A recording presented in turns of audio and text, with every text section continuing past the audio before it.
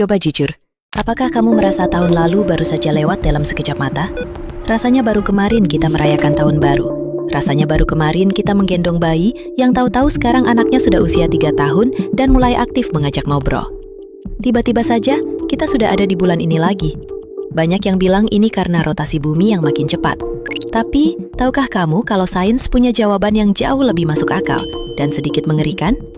Misterinya, ternyata ada di dalam tengkorak kepala kita sendiri. Ini adalah alasan medis dan fisika, mengapa semakin kita dewasa, waktu terasa berjalan semakin brutal. Mari kita mulai dari fakta matematika yang sederhana yang disebut teori proporsi waktu. Bayangkan seorang anak berusia 3 tahun.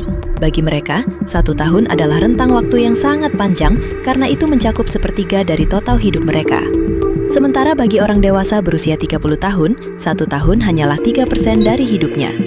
Secara matematis, persentase waktu itu menyusut. Itulah kenapa libur sekolah pas SD terasa seperti berabad-abad, tapi sekarang menunggu akhir pekan terasa cuma sekelebat saja. Tapi matematika saja tidak cukup. Penelitian Profesor Mekanika Adrian Bejan membuktikan bahwa waktu dari kacamata pikiran bergantung pada kecepatan otak memproses gambar. Saat muda, jaringan saraf kita seperti kabel fiber optik yang sangat sensitif, merekam detail dengan frame rate yang tinggi. Kita seperti kamera canggih yang merekam 120 frame per detik. Seiring bertambah usia, jalur saraf ini menjadi lebih panjang dan melambat. Otak kita mengambil lebih sedikit frame per detik, sehingga saat kita mengingat kejadian minggu lalu, durasinya terasa terkompresi atau lebih pendek seperti video yang dipercepat. Lalu ada musuh terbesar kita, rutinitas. Coba perhatikan keseharianmu. Bangun, mandi, bekerja, atau mengurus bisnis, lalu tidur. Karena evolusi, otak dirancang untuk menghemat energi. Jika kamu melakukan hal yang sama setiap hari, otak akan mengaktifkan mode autopilot.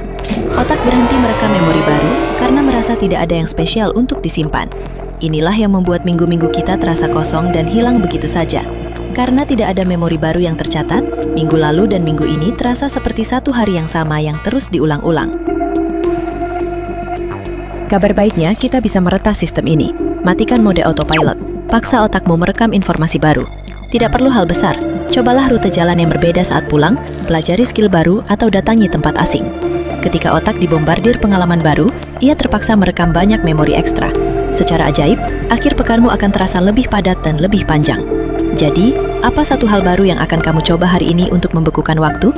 Waktu tidak berjalan lebih cepat, kitalah yang berhenti memperhatikan. Terima kasih sudah meluangkan waktumu yang berharga.